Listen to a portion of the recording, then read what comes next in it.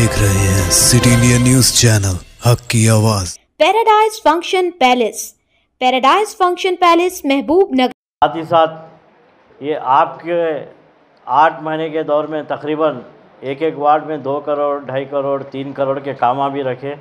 उसके लिए चेयरमैन साहब और वाइस चेयरमैन साहब और कमिश्नर साहब और म्यूनसिपल इंजीनियर्स का मैं शुक्रिया अदा करता हूँ कि उन्होंने अपनी मेहनत से जल्द एस्टीमेट्स तैयार करके और काम रखने में और सिग्नेचर्स करने में चेयरमैन साहब, वाइस चेयरमैन साहब, कमिश्नर साहब, म्यूनसिपल इंजीनियर्स ने जो काम किया है वो काबिल मुबारकबाद है। मैं उनको फिर एक बार शुक्रिया अदा करता हूँ। साथ ही साथ मेरी नुमाइंदगी पे चेयरमैन साहब और कमिश्नर साहब और वाइस चेयरमैन साहब ने बामजबूर ईदगाह, जो पुराना ईदगाह है, वहाँ पर मस्जिद की नमाज़ पढ़ने के लिए जुमा के दिन धूप में पढ़ रहे थे। मैंने मुतालिबा किया तो आपने शेड के लिए 10 लाख रुपए सैंक्शन किए। मैं उसके लिए आपको शुक्रिया अदा करता हूँ। और साथ ही साथ और एक जो है दीगर मसाजिद के लिए भी जो है आप तमाम मसाजिद के लिए और जो है टेम्पल्स के लिए वगैरह भी पैसे रखे, अमाउंट्स रखे, सैंक्शन करें। मैं उसके लिए आपको शुक्रिया अदा करता हूँ साहब। और एक साहब दरगाह मर्दान अली शाह साहब रहमतुल्लाह अलैह, जो शाशा गुट्टे पे ख़दीम दरगाह है महबूब नगर की, वो शाशा गुट्टा जब से नहीं बसा था, जब से वो दरगाह है, वो आर्च के लिए आपको जो है एक लेटर दरगाह की कमेटी की तरफ से आपको दिया गया था। वो एक एजेंडे में नहीं आया साहब। अगर उसमें टेबल एजेंडे में अगर रखे तो उसको बेहतर होता आर्च के लिए। मैं उसके लिए भी आपको फौरी इसके ऊपर अमल करने की मुतालिबा करता हूँ साहब। और साथ साथ साहब आइटम नंबर 2 एजेंडे में साहब 281 सीरियल नंबर साहब, VIP chairs pandal national festival को लिए 25 लाख रुपीस रखे साहब। ये किसके लिए है, कई के लिए है? कोई फेस्टिवल्स, नेशनल फेस्टिवल्स, आने वाले फेस्टिवल्स के लिए नहीं। अच्छा, 25 लाख रखे साहब इसके लिए। वो एक क्लारिफिकेशन लेना था साहब। और एक साहब वार्ड आइटम नंबर 2732 सब दुर्गा महिला संगम, चैतन्य महिला संगम, शिवा महिला संगम, उषदा महिला संगम, तेलुगु तल्ली महिला संगम, अंजया महिला संगम, इसमें तमाम सब 6 संगाल को जो है वर्कर्स को जो है एक्सेस 4.99 एक्सेस करे साहब। ये जो संगाल के वास्ते एक्सेस है नहीं, ये वर्कर्स के वास्ते एक्सेस है सैलरीज बढ़ाने के लिए साहब। इसका क्लारिफिकेशन मेरे को नहीं आया। और मेरी एक मुतालिबा है साहब, इसमें पूरे जो है एक भी इसमें महिला संगम, मुस्लिम महिला संगम को कोई भी एजेंसी के वर्क्स नहीं दिया गया साहब। इसके ऊपर मैं शदीद मेरा रद्द-ए-अमल ज़ाहिर करता हूँ साहब। आने वाले इसमें कम से कम मुस्लिम महिला संगाल भी, या कम से कम 40% मुस्लिम महिला संगाल है, वो संगाल को भी अगर इम्प्रूवमेंट करे तो बेहतर रहता साहब। मेरा एक रिक्वेस्ट है, क्योंकि यहाँ पूरे के पूरे जो है संगाल में नामा पड़ा। और ये एक्सेस किसको आता साहब? 4.99 संगम वालों को आता, उनसे बेनिफिट संगम को वालों को आता, वर्कर्स को सर। इसी तरीके से साहब मैं लास्ट काउंसिल में भी बोला था, इलेक्ट्रिसिटी वाले जो है अब तक काम पे नहीं आ रहे साहब। वो 15-16 मेंबर्स को जो है इसी तरीके से एजेंसी से भी संगाल के ज़रिए ले सकते हैं। उन लोगों को नहीं रख के खाली रखे, स्ट्राइक पे है, काम नहीं हो रहा 1 महीने से। वार्डों में ना स्ट्रीट लाइट्स डाल रहे हैं, ना कुछ काम हो रहा, ना कुछ भी नहीं हो रहा साहब। पूरे लाइट्स बंद है। अब आने वाला स्पेशल पीरियड है, अब उसके बाद अपन कुछ भी नहीं कर सकते। फिर कलेक्टर अप्रूवल लेना, कलेक्टर अप्रूवल फिर डीएमओ को पूछते, डीएमओ से आए तक बहुत टाइम लगता साहब। अब इसके बाद असल हमारे 3-4 महीने हैं। अब पूरा ये फेस्टिवल सीज़न भी आ रहा हमारे लिए। अब इसके बाद जो है शब मेराज आ रही, वो शब बारात आ रही, उसके बाद जो है रमज़ान का महीना भी आ रहा। तो लिहाजा मेरी ये ख्वाहिश है कि अब जैसा महिला संगाल को अपन एक्सेस में दिए या माइनस में दिए, कुछ भी करके उन लोगों को अब सेम इलेक्ट्रिसिटी वो लेबर्स को भी अगर वैसा ही करे तो बेहतर रहता। अब आप उससे पहले भी साहब। और एक आइटम नंबर 33 में मशीन वगैरह था, वर्कर्स को माइनस में दिए, 0.35 माइनस में दिए सीरियल नंबर 33 में। वो लोगों को जैसा दिए ये कंट्रैक्टर के ज़रिए दे रहे हैं। ऐसे ही कॉन्ट्रैक्टर के जरिए इलेक्ट्रिशियंस को भी दीजिए, सैलरीज दीजिए ना साहब। कई को रोक के रखे, पेंडिंग कैक कर रहे हैं अब तक। 1 महीना गए से काउंसिल में, बोले अब तक हो जाता, बोले वो रेक्टिफाई करके काउंसिल प्रेम्बुल में रेक्टिफाई करके उनको सैलरी देंगे बोल के बोले। ना टेंडर हुआ, ना एजेंसी को दे रहे, ना कुछ भी नहीं हो रहा। वो लोग को काम पे नहीं आ रहे। परसों पूरे लोग आके एमएलए साहब को भी पूछे, एमएलए साहब को पूछने के बाद भी अब तक भी उसके ऊपर कुछ भी ये नहीं हो रहा, अमल नहीं हो रहा उसके ऊपर। 15 ఇప్పుడు మనకు 15 మెంబర్స్ ఉన్నారు కదా ఎలక్ట్రిసిటీ ఈఎస్ఎల్ వాళ్ళు. ఈఎస్ఎల్ అప్పుడే మనకు వాళ్ళు మళ్ళా అగ్రిమెంట్ అయితే అప్పుడు ఎప్పుడు వస్తారు సార్? ఇప్పుడు ఇంకా 2 months పడుతుంది. అప్పటి వరకు వీళ్ళు పని బంద్ చేసిండ్రు. మనం ఫెస్టివల్ సీజన్స్ మొత్తం ఇప్పుడు ఎలక్ట్రికల్ మనకు బంద్ ఉంటే ఎట్లా? ఇప్పుడు 3-4 months 6 months వరకు వాళ్ళకు ఈ మహిళా సంఘాల ద్వారా జీతాలు ఇవ్వండి. ఇప్పుడు అన్నీ ఇస్తున్నాం కదా సార్, ఇది ఒకటే ఇస్తలేం కదా. पूरे वर्कर्स को दे रहे हैं, हर एक को दे रहे हैं, रामनपाड़ वर्कर्स को दे रहे हैं, मिशन भगीरथा वर्कर्स को दे रहे हैं, और जितने जो है लेबर कॉन्ट्रैक्ट बेसिक के जो लेबर्स है वो तमाम लोगों को दे रहे हैं. तो ये लोग हमारे पास 10 साल से काम कर रहे हैं, 14 से हमारे पास काम कर रहे हैं 10 साल, और उनको बाहर बाजू रखे हुए हैं. और खंभों पे लाइट कौन का? इसके बाद काउंसलर तो चले जाता. ఈ గ్యాప్లో తీసుకోండి సార్.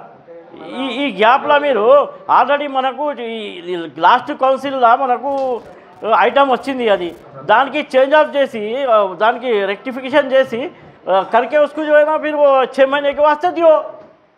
6 महीने को है ना, ऑलरेडी है ना, 6 महीने के वास्ते दियो वो लोगों को. नहीं, वो लोगों को फिर वक्त 6 month के लिए. अब जैसा तमाम ये जो एक्सेस में जो दे रहे लोगों को एवरी 6 month एक्सटेंशन कर रहे हैं आप. अगर वो ईएसएल वाले आए तो उनका एक्सटेंशन कैंसिल करके उनको रेगुलर करेंगे. ये इजी टेक्निकल बात सब. उसके वास्ते 2 महीने से जो है पेंडिंग रखे, मेरे समझ में नहीं आ रहा. अब हम लोग करेंगे कैसा फिर? अब उसके बाद जो है ना हर गली का बच्चा काउंसलर ख़त्म होने के बाद उन्हीं पोल पे चढ़ के प्राइवेट इलेक्शन ही करा लेना पड़ता है इलेक्ट्रिशियन से काम. उसके जिम्मेदार अगर कुछ हो गया किसी को तो कौन जिम्मेदार? हालिया दिनों में ఏదైనా एजेंसी की महिला ग्रुप लगी, इन्हीं महिला ग्रुप से एक ग्रुप को दियो साहब. इतने दे रहे तो एक देने में क्या जा रहा अपने को? ये तो हमारा इम्पॉर्टेंट इश्यू है, महबूबनगर टाउन का इम्पॉर्टेंट इश्यू है, उसको दीजिए साहब. और एक साहब, इससे पहले जो है इलेक्ट्रिकल स्ट्रीट वायर की वजह से एक डेथ हुई थी साहब. हम काउंसिल के तरफ से आप चेयरमैन साहब ने उनको 2.5 लाख रुपए का मुआवजा दिया हमारी नुमाइंदगी पर, उसके शुक्रिया. लेकिन उनको एक वैकेंसी दे तुम बोले थे साहब, यहाँ पे आउटसोर्सिंग में जॉब रख तुम बोले थे. बिल्कुल छोटे छोटे 4 बच्चे हैं साहब, कोई भी नहीं है. वो हमारी नेग्लिजेंसी की वजह से एक की जान चली गई, उसकी पूरी फैमिली रोड पे आ गई साहब. वो एक जाकर चेयरमैन साहब को रिप्रेजेंटेशन भी करे थे, वो कहाँ है? फिर उसको टेबल एजेंडे में रख के उसको भी ऐसा कोई से भी एक आउटसोर्सिंग में वगैरह कुछ तो भी एक अल्टरनेट निकाल के उनको फौरी उनको जो है उसके अपॉइंट करने का मेरा एक मुतालिबा है साहब. वो फौरी उसके ऊपर अमल करे साहब. और एक बात साहब, अब साहब आइटम नंबर 32, 34 to 40 साहब हमारे पास वार्ड सभा अरेंजमेंट्स प्रोग्राम के लिए 30 लाख रुपीस रखे साहब. 30 lakh chairs, tents, tables, 30 lakh rupees रखे साहब. मैं एक हमारे पास आप जितना मटेरियल చైర్మన్ సాబ్, కమిషనర్ సాబ్, మన దగ్గర ఇప్పుడు ఎంత ఈ 10 వాట్లకు ఎంత అవసరం ఉన్న మెటీరియల్ మన దగ్గర గోదాంలో ఉంది. ఈ 30 లక్షలు ఎందుకు సార్ दुर्विनियोग? ये पैसे जो है खाली वेस्ट कर. क्योंकि आप जाइए गोदाम में 1000 चेयर है, 10 वार्ड में 100 चेयर डाले तो 1000 चेयर्स हो जाते. और टेबल्स है और जो है टेंट्स है, हर आइटम है. फिर ये पैसे रख रही, ये तो बिल्कुल मैं इससे पहले भी बोला साहब, ये नहीं रखना चाहिए. प्रजापालना में कंटी वेलगू के प्रोग्राम में बाज़ाब्ता हम 25 लाख रुपए दे के पूरे आइटम्स खरीदे थे साहब, गोदाम में है साहब. ये तो बिल्कुल गलत है साहब. ये 30 लाख रुपए तो पानी में डाल रहे फल, बिल्कुल गलत. मैं तो इसके ऊपर शदीद मैं जो है इसके ऊपर रद्द अमल कर दूँ. ट्रांसपोर्टिंग మనం इसको ट्रैक्टर नहीं మా దగ్గర ट्रांसपोर्टिंग भी उतना छोड़ा हो फिर वहाँ पर डूब जा रहा हो आइटम्स पूरा वैसा हो रहा. इससे पहले वो अरे चल सर नहीं, हमारे पास ट्रैक्टर्स है साहब, लेबर है, वो लोग ले आके चेयर्स डाल देते हैं। टेंट डालने वाले एक अगर 100-200 रुपये दे तो टेंट डाल के ज़्यादा। नहीं, मैं गलत बोल रहा हूँ तो ओके, मेरे को बोलो मैं गलत बोल रहा हूँ, ओके, मैं इसके ऊपर बोल रहा हूँ तो मैं ये नहीं।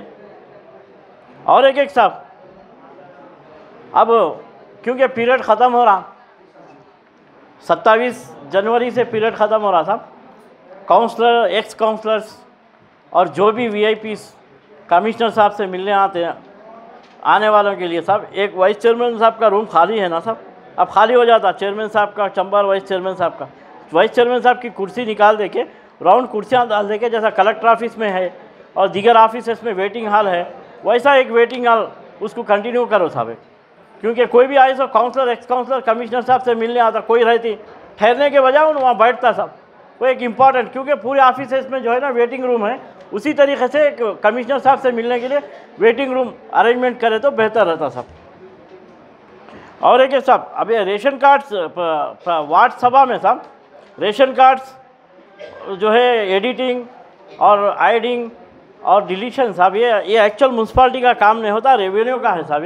ये रेवेन्यू वाले मी सेवा को अगर इसको अपन लिंक कर दिए तो वो लोग खुद लिंक जाके मी सेवा में डिलीट हो जाता जब का जब, और जो है एडिट हो जाता और जो है ऐड हो जाता। इसके ऊपर अगर ऐसा वो एक आप RDO साहब को, कलेक्टर साहब को एक रिक्वेस्ट हमारी काउंसिल की तरफ से भेजिए साहब, क्योंकि अब हम लेके फिर उनको देना है। अच्छा, फिर अब उन्होंने मारेंगे न्यू राशन कार्ड बोल के डाल रहे। अब हस्बैंड का राशन कार्ड एक महल्ले में है उनके फैमिली के साथ, न्यू मैरिज जिसकी भी, उसकी वाइफ का राशन कार्ड दूसरे एरिया में है।